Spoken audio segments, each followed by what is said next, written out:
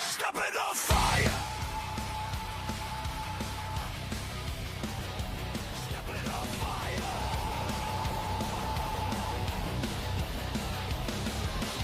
Tape on the wrist, bruises on the knee. Up before the sun, still you gotta bleed. Tired little town, hot dust in your throat. You learn how to run, then you learn to float. Every eye's a test, every turn is a gate. Every night on the line, a chance to be great. No slave, no grace, still you show your face. One more round, one more climb, one more shot tonight. Rise to Sin City, rise, rise, rise. Steel in your lungs, fire in your eyes. Rise to Sin City, rise, rise, rise. Take what you earn and don't ask why. Welcome, everybody, to the Sin City Indy Report. I am SinCitySteve, being joined by RedJed, as always. Woo! Jed, how the hell are you, bro? Woo, woo, woo, woo, baby. It's RedJed back with you, ladies and gentlemen, on the Sin City Indy Report tonight. Let's get some indie on, ladies and gentlemen. Come on. Absolutely, man. You know, and it's pretty awesome. Because every week we try to bring a little bit of fun facts. And fun fact this week, there's a pyramid on the strip, Jed, with a beam of light so powerful that pilots can see it from hundreds of miles away, and it can be seen from space. Damn, okay. You know, that's still less dramatic than an indie wrestler discovering fog machines, though. Anyway, so I want to thank everybody for joining us tonight. Like I said, today is May 29th, 2026, and we've got a lot of shows to talk about. So without any further ado, we're going to dive in, and we're going to start with Memphis Wrestling, Jed. You and I both had the privilege of checking this show out. It was a fun hour of programming, zoomed right by. And this show was all about our boy right there, Hollywood Jimmy, in full effect, man. Oh my God. Yeah, multiple segments involving Hollywood Jimmy and the Hollywood clique. Oh my Lanta. Good Lord Almighty. He's taking over, bro. This fucking guy, man. He is saucy, dude. He is something. He's a character. And these segments where he was evaluating talent, just cornball sandwich, man. But I loved it. I was gonna say yes, it was corny as hell, but it was good. It executed on what it needed to do. Yeah. And the thing is, obviously, there's a pronounced effort around traditional pro wrestling. You know, with all of the innovation that's going on, there is still a market and still a place for traditional professional wrestling done the way that it's been done for decades at this point. So, you know, I think that those talent review segments kind of tied into something that we would see from a prior era in pro wrestling. So it was cool to see, you know, a bit of nostalgia. But yeah, it was definitely a lot of fun. Yeah, it was something. And I think we got a little more insight. He's like invested money in the company somehow. So he's like bought stock in the company. So I guess that thing with King Cobra with the, I don't know, they didn't ever follow up with that, with the photo that he pulled out of the folder. And that was like the whole thing. So stay tuned, I guess, on that note. So shit. What the fuck? You know, and the thing is, realistically, this show really wasn't all that much about the in-ring. You know, there were a couple of matches, you know, 2 matches to speak of that had 3-minute run times or less. Yeah. So it was more so about them continuing to build story. And obviously the story arc that they're doing with the Hollywood clique is what they're putting everything behind right now. So yeah, you can kind of see the pieces being put into place. I do have to say though, man, I'm never a fan of ending a show on a no contest. True. I'm not a fan of it. Occasionally you'll have things that'll play in and set the stage for things down the road, but not a huge fan, to be honest. And in this one too, the ending brawl was just like kind of this endless fucking drivel of a brawl. The match itself was fine. It was I like the angle behind it. It's father and son against father and son, the White team of Kevin White, and I can't remember his son's name. Gavin. But against the business dogs. The business dogs. Tim Grimes. What's his son's name? It's a weird, goofy ass. Lil Homie. Lil Homie, indeed. Yes. Wow. Fucking A, man. I'm assuming we're getting a tag next week. Oh, yeah. Absolutely. That's without a doubt where we're going with that. Yeah. How about the opener as well for the BMF title? The Big Main Fight title. Big Main. Oh my God! Only in Memphis Wrestling. You gotta love it, man. Fight title. Good Lord, that K Toomer guy, dude. Oh. He squashed Big Jack in that opener. The master of the fat jitsu, if you will. Good Lord. This was man. A fucking hoot, dude. Yeah, dude. This was a fun show. It wasn't anything to where it was like, 5-star matches by any means, but it was enjoyable. It allowed you to just shut your brain off for an hour and just for a few minutes there, you were at the Wrestle Center right there live in Memphis. Yeah, lots of wacky promos. Very like kind of in the middle of the show, a very wacky, I guess you'd call it a non-match, an attempt at a match between the LA Hustlers and the fucking modern day monsters who literally scared the fuck out of the LA Hustlers to the point where they didn't even fucking get in the ring. Yeah, they didn't do anything. Dip the fuck out, man. What the hell? Oh, Jesus. Mother Mary. Oh, man. We can only hope that next week and going forward with Memphis Wrestling that, we actually get matches that are longer than 5 minutes anywhere on the show. True. Yeah. At least a main event, like put some time into it, 10, 15 minutes, please. Yeah, absolutely, man. And, let's go ahead and turn the page. And Jed, talk to me about Gotham Wrestling and what went down this week on Gotham.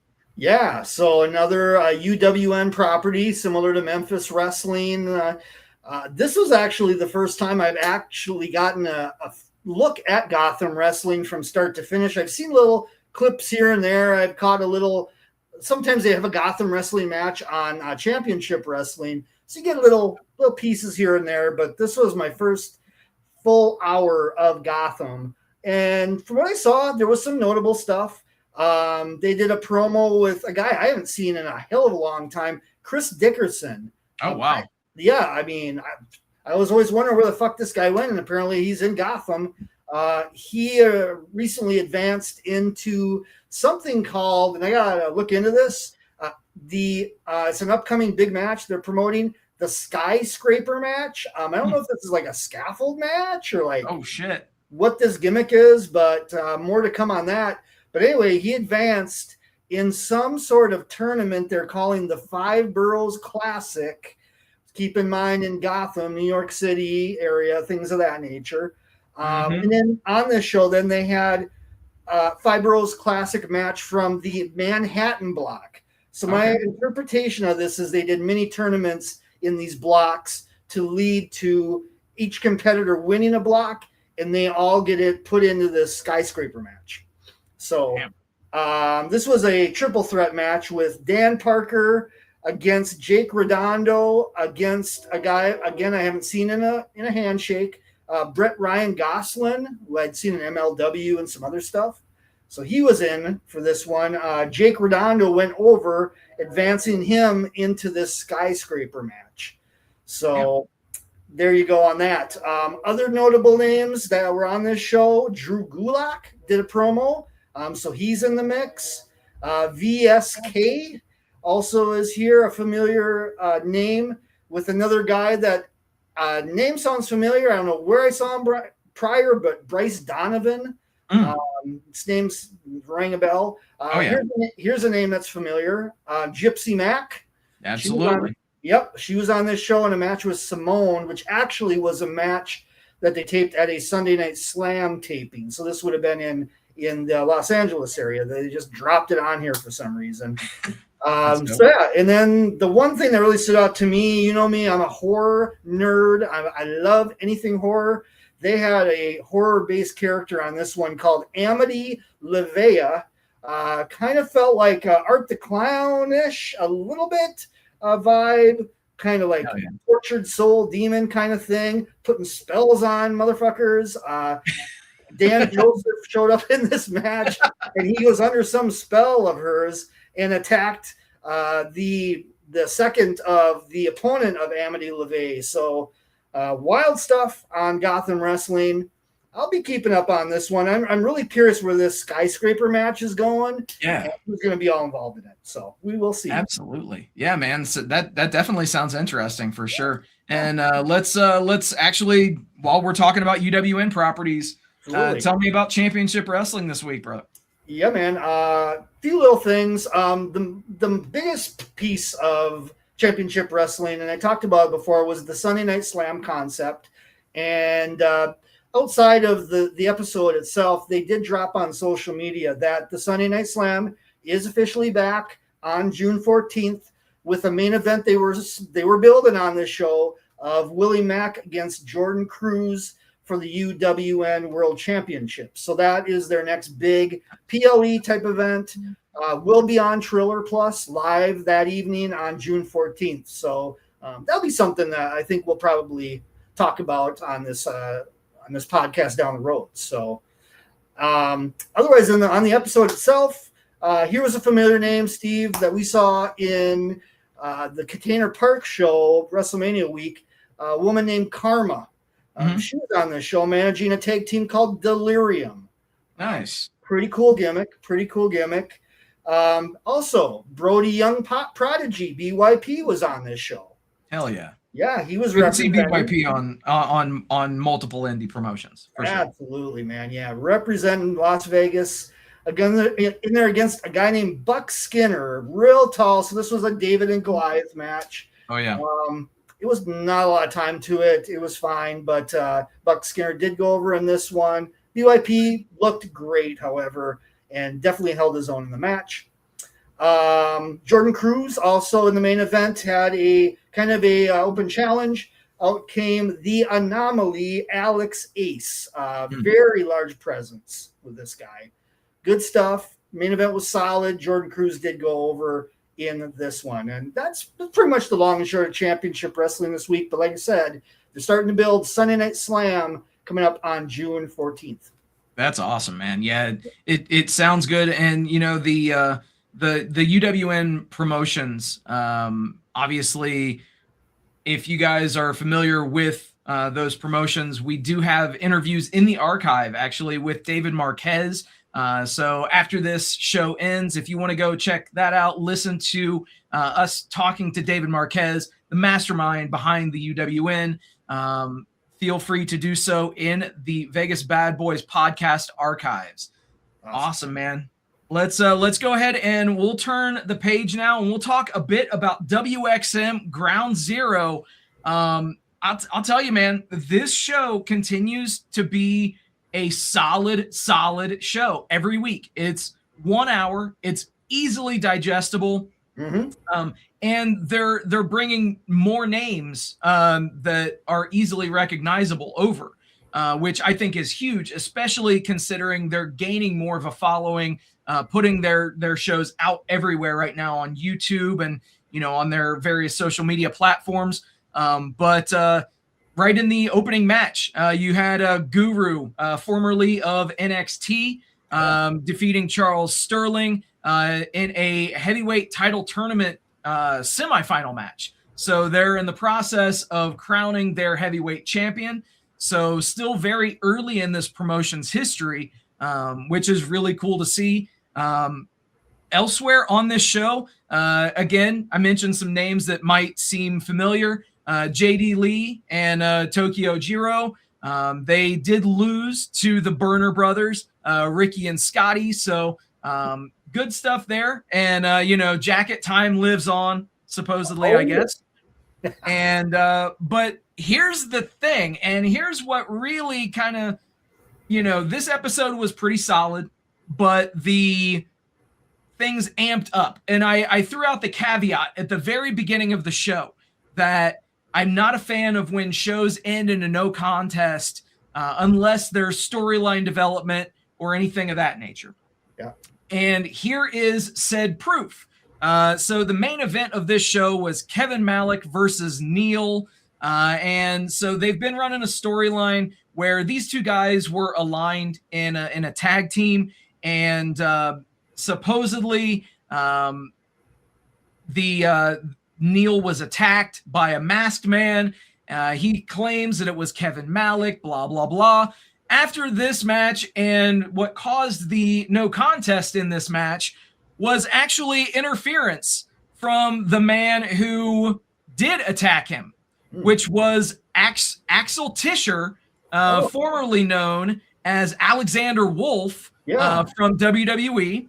And he didn't show up alone. As the new owner of Progress Wrestling, Big Damo shows up, and they reform Sanity right there. And so obviously you interject two names that are very familiar to a wide variety of wrestling fans, and instantly you build the impulse. So I really like what they're doing here in WXM. And again, it's a free show. You can watch it on their YouTube. You can also watch it on Triller. So highly recommend checking it out. They drop a show every single week, and it has yet to be a boring show or non-entertaining. Wow, yeah, that's a hell of a finish, man. I didn't see that coming from a mile away. Yeah, wow. Dude, and like they've had so in the unsanctioned match last week, they had Donovan Dijak there. They've had guest spots from popular names. So they're doing a really good job of sprinkling in names that'll get attention from mainstream and from casual fans, but also you can see that they're building their own crop of talent, and they're really solidifying, getting a pipeline of Indian talent, which realistically is very key. Indian wrestling fans are some of the most rabid wrestling fans on the planet. Absolutely. So yeah, it's one of those things that I think that they can do some great things if they continue doing what they're doing. Fuck yeah, man. I'm looking forward to seeing them in the future. Absolutely. Definitely, man. So let's go ahead and pivot. And Jed, talk to me about Reality of Wrestling and Glory 11. This show looked like it was stacked, bro. Yeah, man. So a lot of stuff happened on this show. As you can see, there was a steel cage match.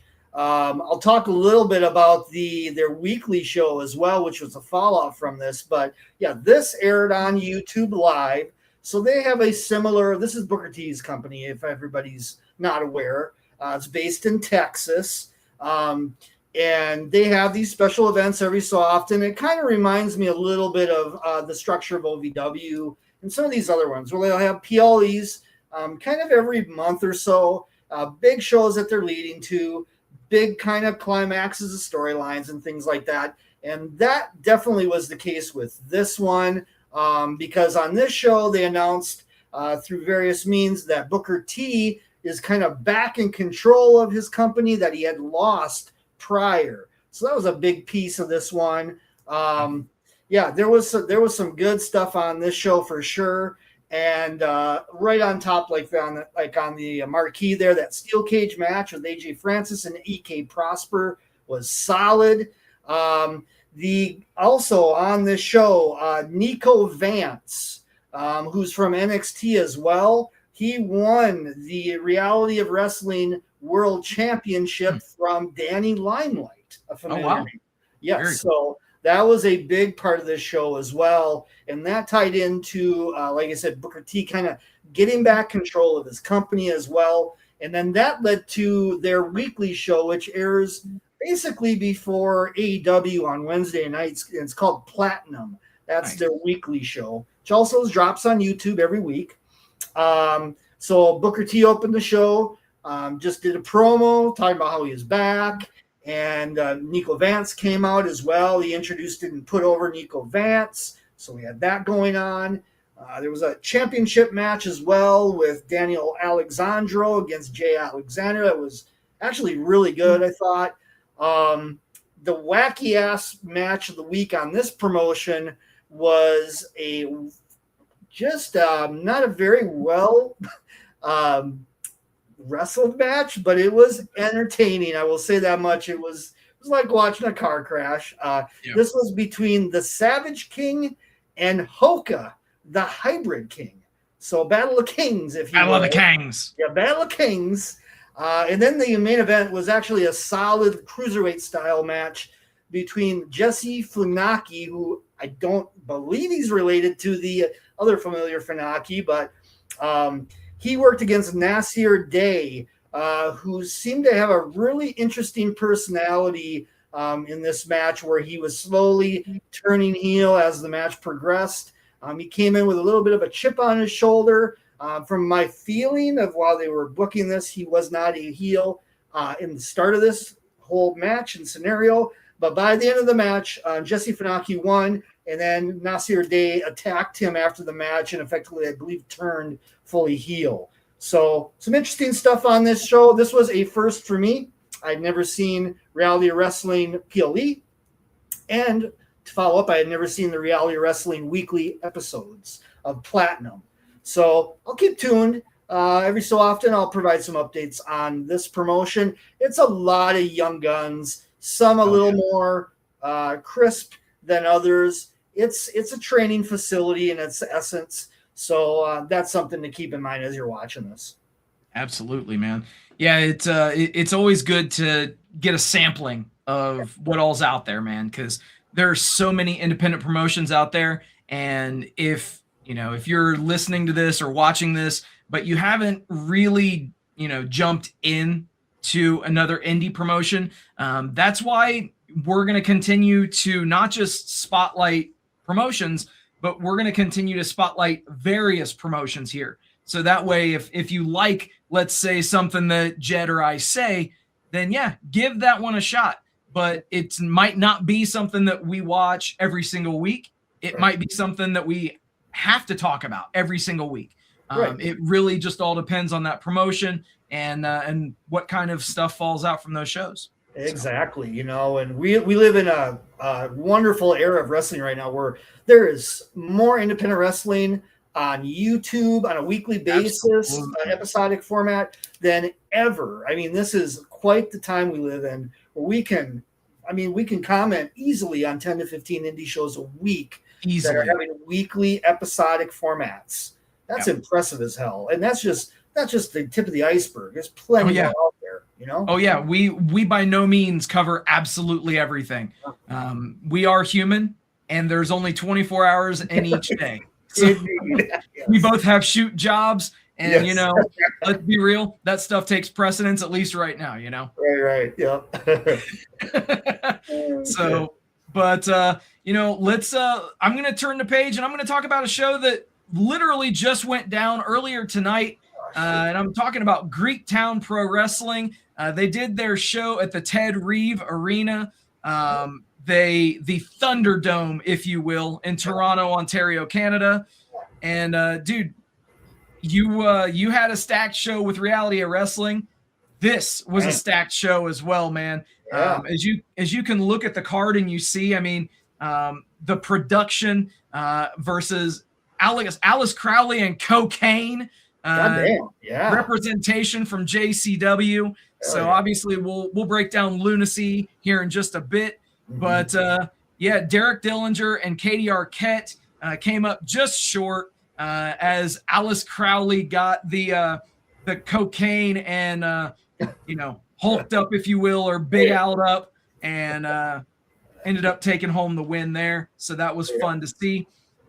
Elsewhere, we had a 6-way scramble that was a lot of fun, man. It was Bryce Hansen versus Cheech versus Jeffrey John versus Brent Banks versus Jermaine Marbury, who has a great character. He has a basketball-centric character, but he's 100% committed to it. So all of his moves and moveset revolves around him being a basketball player. It works because the person playing the character is 100% invested.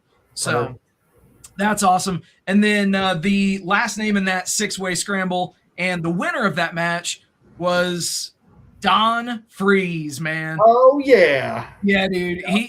He showed out yet again in this one, man. All these guys, it was pretty high octane stuff. It was it was pretty well paced for that scramble. But yeah, Don Freeze picking up the win. That was very solid stuff. But elsewhere, man, on this show, we had the League versus the Outrunners. Oh my. Yeah, man. Truth Magnum, Turbo Floyd, the youngest men alive, doing their thing. And they picked up the win after the you son of a bitch elbow. A lot of fun. Nice. Hell yeah. But this show was headlined by not one, not two, but 3 steel cage matches. Oh shit! Oh wow. Yeah, man. As the first of 3 was Bill Collier, a talent from there in Canada, taking on and defeating Tommy Dreamer. Oh, that's right, Tommy Dreamer putting over Bill Collier in a steel cage in Toronto. You love it. You gotta love it. Wow. Yeah, man. Elsewhere, you had Lady Frost versus Silesia Spark versus Jody Threat versus Danny Moe. Now, Lady Frost was actually pulled from this event. So she was replaced by AK-47 Allison Kay. And makes no difference. Danny Moe picking up the win in that 4-way. So obviously, like I said, we're going to talk about what she did during JCW Lunacy, but Danny Moe picks up the win, pinning Sparks in a solid 4-way steel cage match. But your main event, which was a lot of fun, Ortiz and Eddie Kingston versus Channing Decker and Joey Janela. Damn, all right. Dude, this was a lot of fun. It was I'd say just shy of 20 minutes or so. But yeah, exactly what you would think you would get. You have Ortiz and Eddie Kingston getting in there doing great stuff, man. It's good to see them on AEW programming, but it's also great to see them in intimate settings like this where you know they're going to get great reactions and they're going to keep the crowd hyped as they easily did. Ultimately, Decker actually pinned Ortiz. So, so Channing Decker gets the pinfall victory over Ortiz to close it out. Yeah, man, solid stuff with Greektown. I've been following them on social media for a while, but honestly, I'd never checked out any of their shows. This was my first time checking them out. I will definitely check them out more in the future because I thoroughly enjoyed this one. And this was Triller? Yeah, this was on Triller. Awesome. Yeah, man. It's free with Triller Plus. So if you are a Triller Plus subscriber, I highly recommend taking the time. It was about 3 hours for the show. So obviously there's some downtime in there from when they're setting up the steel cage. So you can fast forward through an intermission period. So very cool stuff. But let's go from talking about Greektown to talking about something that happened in my town and Women of Wrestling. Jed, talk to me about WOW. Yep. Once again, from Fremont Street, the Fremont Street Experience, right in the heart there, right by that Golden Nugget and the D and all that good stuff. These tapings continue on, and there was some good stuff this week. There was a very gimmicky match with two very interesting gimmicks, I guess we'll say. One was Scout Parker, who was the gimmick of the environmentalist. She was kind of a butchy, bordering lesbian character, so to speak, perhaps, possibly, against the wacky gimmicked Dr. Pam Demonium. And she was like, she had Nice. the professor suit on and everything. She was with a faction called the Enlightened, which was some of the most random people that I didn't know who they were necessarily and what their gimmicks were. It was just a motley crew of, I guess their gimmick is they are like a cult a little bit. Really eccentric characters. Another person in this group was called the Class Master. They wore like a graduation gown and like hit people with a big old like college book. Samantha Smart was the kind of the ringleader of this one. I think she has a history in WoW, familiar talent. So that was the off the wall match and segment of this show. And then we moved into something more longer build. They've been building up this 3-way women's tag title match forever on WoW, probably for like 2 to 3 months legitimately. This was a 3-way for the title. Best for Business against Miami's Sweet Heat with Lana Starr against Tara Strike and Ashley Blaze. And Tara Strike and Ashley Blaze were basically the babyface team in this match. Best for Business, I would consider like a tweener. And then the Miami Sweet Heat was the heel team. So interesting dynamics here. It built to a crescendo, and the babyfaces got the titles as Tara Strike and Ashley Blaze actually won the titles. Miami Sweet Heat were the previous champions. So we did have a title change on this episode. They played it up real big. It was a big deal. And they gave the match a decent amount of time for WoW standards. About, good 15 minutes or so. So that was cool to see. And that was pretty much the show in a nutshell this week on WoW. Hell yeah, man. Well, we'll turn the page and we will move on to One Fall Wrestling. And yeah, as the thumbnail suggests, there was some star power on this show. Damn. Yeah, man. So namely, the opening contest was Jay Lethal picking up the win over Tyler Shoop after the lethal injection. So Jay Lethal continuing to do his thing, healed out in a promo before this match. So maybe testing the waters with turning heel. Hopefully, we see that applied in maybe like a Ring of Honor run or something of that nature. Yeah. Because obviously, as we've mentioned, 1FW is QT Marshall's promotion. So it's not out of the ordinary for them to use, and by them, I mean AEW or talents from AEW, to use these shows as a bit of a training ground, or like house shows would be used to test things. So I see what they're doing now. And if they use it like this, I am 100% in favor of it. And it also does, reduce the need to necessarily do house shows if you give people, auxiliary bumps and secondary matches and give them additional training time in 1FW in front of a live audience. Makes sense. Not saying that Jay Lethal needs any of that, but we'll see from things later on in this show that they could use this in a very, very fruitful way. Elsewhere on this show, Elijah Drago, who has been a bit of a standout for them for quite some time, picks up the pinfall victory over Warden, who's a big guy.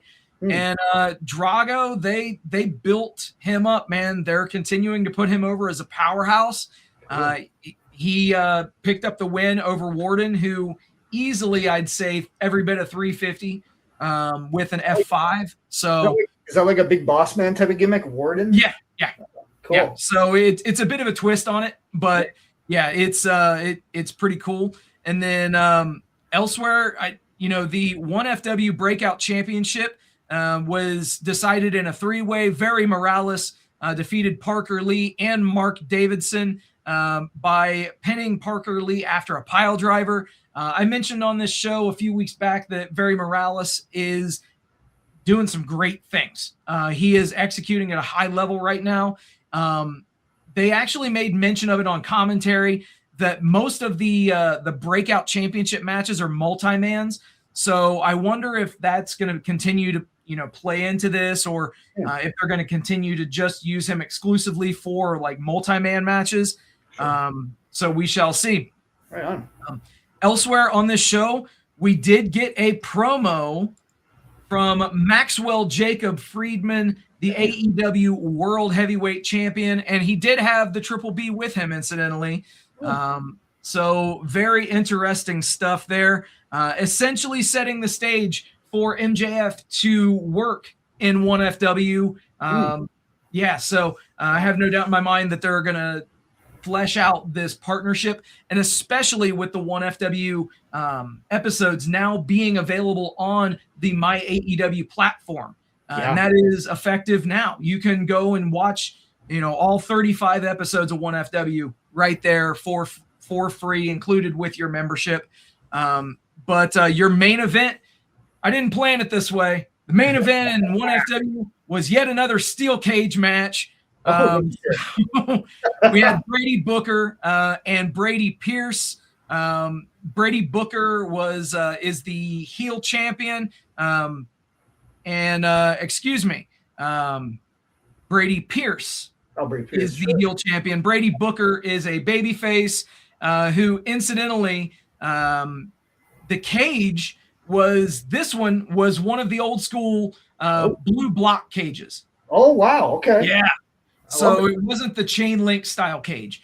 Sure. This was a bit of an exaggerated block on them. So it was pretty interesting because at the end of the match, just from the wear and tear and the bumps of the guys hitting it and, being thrown into the ropes and in turn into the cage, the cage started to separate, and you could actually win the match by escaping the cage.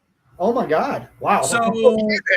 So Brady Booker, absolute geek in all of this, because he sees exactly what's going on.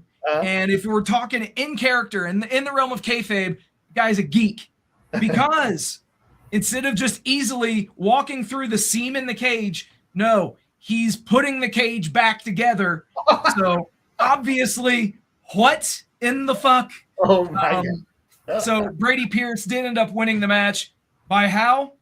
Escaping the cage. Naturally. Jesus Christ. Of course. Wow. Of course. But you know what? It told a good story. It was entertaining. And yes, you had the unintentional humor spliced in there. So that just made it even more fun. But yeah, One Fall Wrestling, they continue to flesh out this working relationship with AEW. Just since we've been covering this show on the Sin City Indy Report, we've seen Jeff Jarrett, Andrade El Idolo, Orange Cassidy, Harley Cameron, obviously QT Marshall, all in guest spot roles, and now MJF. So very interesting stuff, dude. Yeah, they're really pulling in talent from AEW on an agreement deal there. Wow. It's pretty interesting to see. Cool. But Jed, let's go ahead and talk about our main event. Oh yeah. Well. Joel Gertner appears yet again in JCW on Lunacy, but he doesn't appear until the last fucking segment. Yeah, last 5 minutes of the show, effectively. Yeah, and we got some mystery guy that he's bringing in. There has not don't know who's coming, but someone is coming. They made that abundantly clear. Yeah, very much. He is absolutely coming. You got it? Yep. So there really has not been a lot of teasing. No. Gertner hasn't dropped it, made it very clear. So I'm wondering who the fuck it is. I have no idea what to expect with this. You know, and that actually is a great segue. Let's dive in and talk about the first match on this show, which also did feature some mystery, if you will, as this was week number 2 of the 4 weeks of hell that Caleb Conley is being put through by Violent J. And who is his opponent this week that is from outside of JCW? Somebody better call his mama. It's Ernest the Cat Miller. Holy shit. Wasn't that something, man? Yeah. The exchanges he had with Russo, and man, Russo's characterization on this show was just so over the top too. On a side note, he was so hyperbolic, man. He was in full like parodying his WCW run. Oh yeah. Basically, I mean, it's more or less what he was doing, and he was like caught in the fire chasm of his own memories of that or something. So, but yeah, the show actually opened with a vignette of Vince messing around in unzipping a bag, taking out the black bat and the Tim Lincecum jersey. It was like, what are we doing? Don't get me wrong. It was just out there enough to where I'm like, what are we doing? But I was interested. Absolutely. Yeah. They're going somewhere in with this storyline as well. There was a single piece of Lunacy, just one of those quick flash segments where Russo appears to have been now back aligned in with Big Vito and that whole thingamajig. So stay tuned on that one, but we got some shenanigans ahead, I can tell. Oh my God. Yep. Do we ever? And you know, I gotta say, I was very pleased to see Kerry Morton back on this show this week. Yeah, man. And dude, I call it whatever you will. That guy has been doing some excellent work. And you know, his presence when he's not on the show, it is definitely missed for sure. Yeah, and he had a really good spot on the show. Basically, in the main event, it was originally going to be a handicap match with Future Endeavors and Kerry Morton. So yeah, they kind of made him look very babyface. Yeah, they babyfaced the fuck out of him on this show. Yeah, they sure did, because he was like, "Fuck it, I'm taking both of these motherfuckers on to Russo." And Russo's like, "Are you nuts or what the fuck?" Sure. And yeah, as the storyline progressed, we ended up getting to just a one-on-one with Matt Cross and Kerry Morton, which has a whole hell of a lot of history in JCW lore between these two guys, because there was things involved with Matt Cross and Violent J losing power in JCW, and it all was way back when where Kerry Morton and Matt Cross got into it as well when that happened. So there was history in that main event, actually quite a bit of it, and Joe Dombrowski touched upon it, but it was actually for continuing some storyline from months and months ago. Pretty impressive that they kind of went full circle with it. So I was happy to see that. Hell yeah, man. And you know, the one thing that I can say is that with this show, it was nearly 2 hours in length, but at the end of the show, I thought we still had like time left. Like the show just absolutely flew by. I thought that we still had maybe a half hour to 40 minutes left when the show was going off. I know. So that's a great testament to how well the show was paced. One thing that I think JCW does really well is they did adopt that flash structure that Nitro did so well, where they threw so much at you, but it kept your attention at the same time. Yeah, Crash TV format, however you want to call it. Yeah, it's rapid. It's like you have a match or you have a segment in the ring, and then it flashes to a vignette in the back, maybe an advertisement real quick, and then another vignette. It just boom, boom, boom, boom, like maybe like 30 seconds to a minute on those little segments. It's just perfect pacing. Like it just keeps you at it. And yeah, you lose track of time. I am with you on that. You lose track of time and you're like, oh shit, it's already fucking done here almost. Damn. So impressive. One other thing I got to note on this episode, Freya the Slay and Giselle Shaw. 2-0. I expected. I was surprised at that. Something out of it. On a side note, Freya the Slayer. I timed this out. So OVW is on Thursdays as well. Freya the Slayer was basically in a match on JCW and OVW at the exact same time, folks. What? Yeah, ain't that some shit? Yeah, ain't that some shit? Yeah. Now in OVW, she didn't have the wacky dude who was the manager in this broke ass Briar Wellington. Who the fuck and what the fuck? Formerly known as the Richie Boy, I guess, or something along those lines. They said. Sure. Now known as broke ass. What the fuck? Evidently, he lost some money. I missed the memo on that one, but yeah. But yeah, that was good shit. We should talk about Danny Moe's. We have to, yeah, man. So obviously we mentioned Danny Moe, doing some things in Greektown today, but before that, she made her presence felt as part of the Motor City Mauling Challenge between J-Rod and Sophia Rose, which was a glorified street fight. There was no referee to count any falls. Yeah. It was just a vignette type of a segment. And you had these two ladies just beating the hell out of each other in a courtyard area, obviously right behind the building. I did notice that it also looked like as if maybe they were like right next to an apartment complex too. Yeah. I couldn't tell if it was like a dog park, like a little dog park, because they did the spot with the dog shit. Yep. So we got that out of the whole experience as well, where motherfuckers got their fucking face in dog shit, apparently. Dog shit. Yeah, yeah, dog shit indeed. Yeah, so, but it was fun.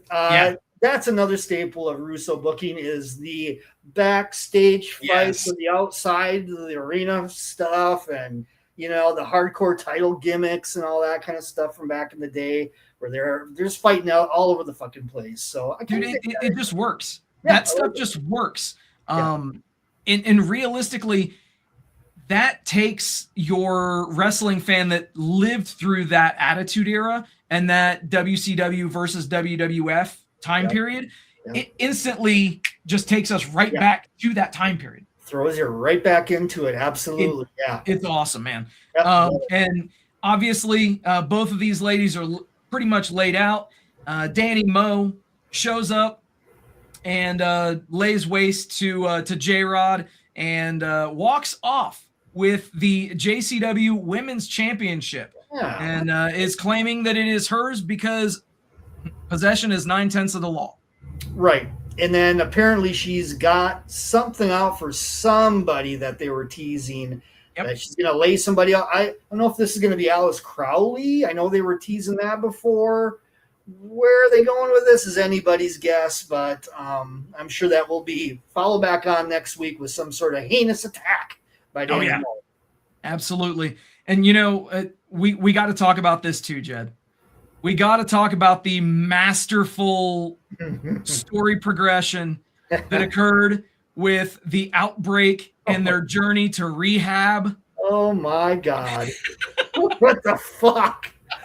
Oh, this shit just gets crazier week by week. This is fucking awesome. My God. I love whoever particularly, this is Russo or somebody else in the booking committee that has this storylines tracking. Oh my fucking God, you guys are on it. It is so funny. Each and every week, these guys are in just the most ridiculous situations, including a fucking rehab meeting in this episode. It was a fucking trip, dude. And rehab didn't work. Nope. Because why? Well, they had plenty of party favors in rehab. Yeah, they sure did. And then we segued from that to the 6-man with the Outbreak and Cocaine. And they took on the Luciano family and this crazy fucking storyline with the Brothers of Funstruction as well, where now you got Yabo out there in the Ciccone brother gimmick and getting his ass kicked basically by Big Vito and his thugs. And I think through in the middle of all this, the Outbreak got the win, correct? Yes. If I recall. Yep. They did get that win. This match. Yeah, it was a lot of fun, man. Obviously, you had cocaine distributing party favors all around, and unbelievable. Just doing things that only cocaine could do. Did Stephen Flo come out in this one too, if I recall? So there was the interaction with the Ring Rat and Stephen Flo backstage. Yes, the cocaine on the Ring Rat's ass, that it was being lured by Stephen Flo. Yep, that's right. Oh, what another wacky ass segment on this show. Fucking wacky segment 27 of this fucking show, let me tell you. Damn. Dude, it was a lot of fun though, man. Yeah. It was a lot of fun. And as you had mentioned, that main event ending the way that it did as well. Kerry Morton, left wondering what the fuck at the end of it all. No shit, yeah. Was he going to get into it with Willie Mack and Too Tough Tony? It was close, but he backed off. So up on the horizon, I'm guessing future endeavors against Willie Mack and Too Tough Tony. And they keep pushing that. No, future endeavors did not attack these guys. They didn't do it. So there's got to be a Russo swerve in the mix of all this. There's going to be a swerve. It's going to be somebody. Yep. I would be cool if it's somebody that they're debuting. Yeah, that would be my impression. It's somebody that's debuting, probably. Yeah. Yeah, absolutely. But man, again, JCW continues to just be a lot of fun week in and week out. Mm-hmm. And, it's just a good watch every single week. It flies by, bro. It flies by. And it's the weekly escape if there ever is one in wrestling. Yes. Wow. It is. It definitely allows for the escapism and allows you to turn your brain off for a couple of hours, especially with how things are right now for a lot of people, that's worth it in itself. Amen to that, brother. Yeah. So, all right, man. So let's, what we're going to do next is we're going to kind of turn our attention from the past to the future, and we're going to look ahead at some shows that we are looking forward to within the next couple of weeks. So up next, Jed, let's talk about MLW Fusion, man. This is going to be dropping on Saturday, and that's going to be a recurring thing every single Saturday. So talk to me about it. Yes, sir. Every single Saturday on the old traditional Saturday night time slot of 6:05 Eastern, 5:05 Central. MLW Fusion is back. It's been a while since MLW has had their weekly show. They had it prior. It was a YouTube exclusive for a while. It's also on beIN Sports every week, which I think is down on like various satellite dish companies and such and that.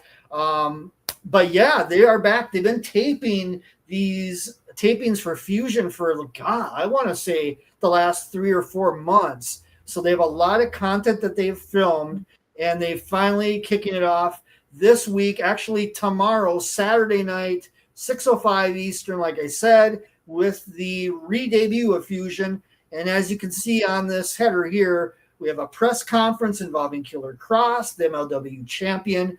My impression is his latest challenger will show up in that press conference. Trevor Lee and Austin Aries on paper sounds very interesting. I was going to say, that sounds amazing. Yeah, and then here we go with yet another match between Shotzi and Priscilla Kelly. Yeah. I mean, they just keep rolling on. In fact, I think there was one of the last MLW PLEs they had. I think they were on that as well in a match. So it just keeps on rolling. But yeah, there's a lot of other stuff planned for this episode. We got Scarlett Bordeaux in a match. And then I think, here's another runner for Hammerstone and Bishop Dyer. Damn. Bang. Yeah. That should be a good match. That'll be a hard hitting one. Yeah. As well as will be the Good Brothers and the Coffee Brothers. I like that matchup. The debut of Zamaya. Yeah. Yeah. Absolutely. Interesting. It's ironic. It's ironic because I'm going to talk about Zamaya here in just a second anyway. Oh, perfect. Yes, sir. Diego Hill, Adam Brooks, and then Shotzi is getting a challenge from Shoko Nakajima over. I don't know if that's a Stardom talent. I'm not familiar with that name, but and then we have a little vignette about Don Gatto, who's been in and out of this promotion, or actually more in the last about year or so, due to a sponsorship deal that they have with the tequila company that I believe Danny McBride is a part of, that has this Don Gatto gimmick. So they're continuing that partnership here at MLW. Awesome. So I'm jazzed, man. I can't wait for MLW to be back. It's been a while since I've seen them. So I'm looking forward to the weekly episodic format returning. Absolutely, man. And, MLW has always put out quality stuff. Mm-hmm. So I'm definitely I'm going to be joining you, checking this show out. Excellent. On a consistent basis for sure. Excellent. So, all right. So the show that I'm looking forward to coming up is FSW High Octane Money to Burn. They're going to be setting the stage for their upcoming Cash in the Case and setting the stage for their 17th anniversary show, which is going to be at the end of July. So that is going to be a lot of fun. But just a couple of things that have been announced for this coming show on the 31st of May. So just right on Sunday, you got BYP versus Nick Xander in a qualifier match. They did tweak the lineup since the last time that we talked about it on this show. There's going to be a wild card scramble for at one of those spots in the Cash in the Case. You're going to have Brett the Threat. You're going to have Joe Braxton, Dave Mazzani, and a mystery opponent taking up that fourth spot. So definitely could be interesting there. We got Dante King versus Luke Curtis in another qualifier. Ice Williams versus Kevin Koa in what should be a great match. Not to be outdone, though, Bryce Saturn and Watson, two great young talents.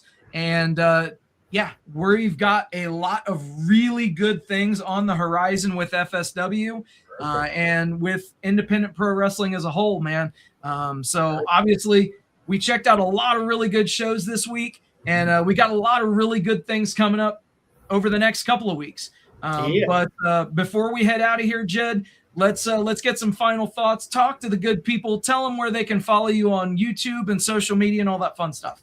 Absolutely, yeah. On YouTube, RedJed's Wrestling Rants. We've been dropping these episodes in partnership on the Bad Boy Podcast Network, on Sin City Steve's YouTube, and on RedJed Wrestling Rants. So check them out whenever you want, and actually go take a look back. I got rants from about 2021 all the way up to around Survivor Series of 2023. Lots of various stuff that I did back then. If you want to just take a look back in history on some maybe PLE results, things of that nature, weekly recaps, things of that nature back then. As well, lots of live clips, highlight clips from matches that I'm attending live, dark matches that you can't see on TV, dark segments after the pay-per-view ends or after a taping ends. A lot of that content on there as well. Entrances, high spots, you name it, all on my YouTube channel, RedJed Wrestling Rants. Hell yes, man. And I want to just say thank you to everybody for hanging out with us tonight. Thank you for liking, sharing, subscribing, doing all the stuff that you guys do. We appreciate each and every one of you. Also, very special thank you to all the brave men and women serving this country, whether you're doing it on lands foreign or domestic. Thank you for doing what you do so that we can do what we love to do. And last but not least, repsports.com, reppsports.com. Go there for all your pre-workout, weight loss, and general energy needs. Again, repsports.com. Use promo code Vegas at checkout and save yourself 10%. And you know what, Jed? We're heading out of here, but I want to make sure that the people know where they can find us. So I'm going to just stretch this out just a little bit. If you are hearing my voice right now you can check out the flagship program, Wrestling Talk, right here on the Vegas Bad Boys Podcast Network, wherever you're hearing this or watching this. And we will be doing that on Tuesday night, 9:30 p.m. Pacific time. And be looking for that. But until next time, we will be covering the best in independent pro wrestling. You know that we will be right back here. See you next time. Indie time. Did any of you have a great time tonight? Yeah. With that, everybody, thank you for hanging out. We'll do it all again next week. Till then, happy wrestling. Rolling up the strip under neon lights. Podcast mic is glowing in the desert nights. Matt and Michael's leading with the swagger tights. Sin City Steve right by your side. Alright. Rob Larry dropping truths, no fear. Broadcasting stories, make it loud and clear. From the Fremont edges to the Bellagio sphere. These bad boys rule, let me make that clear. Vegas bad boys, tearing up the scene. To Matt Michaels and the Vegas Boys of Podcasting, this is John Cena saying thank you so much.